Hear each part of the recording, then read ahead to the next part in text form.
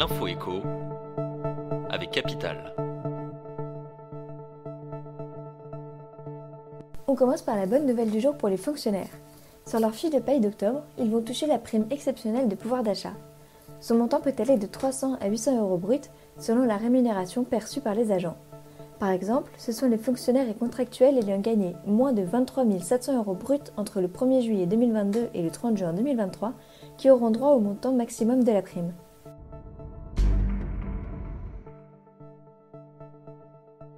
On enchaîne avec l'alerte du jour poussée par la Fondation Abbé Pierre. L'association qui lutte contre le mal logement constate une hausse des expulsions dans plusieurs départements alors que la trêve hivernale va débuter mercredi 1er novembre.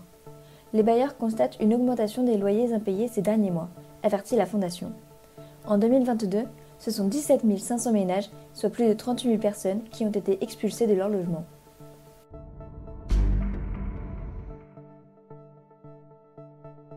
On poursuit avec une mauvaise nouvelle.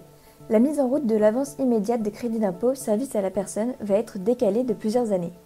Elle concerne les bénéficiaires de l'allocation personnalisée d'autonomie, de la prestation de compensation du handicap et les parents qui vont garder leurs enfants de moins de 6 ans.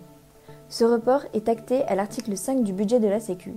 Découvrez le nouveau calendrier de mise en œuvre sur capital.fr.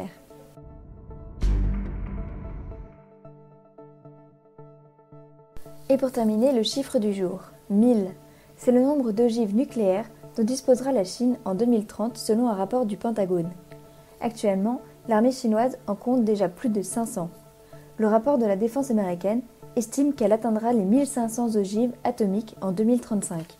De plus, la Chine modernise et améliore aussi les missiles et ses infrastructures pour lancer ses armes de destruction massive.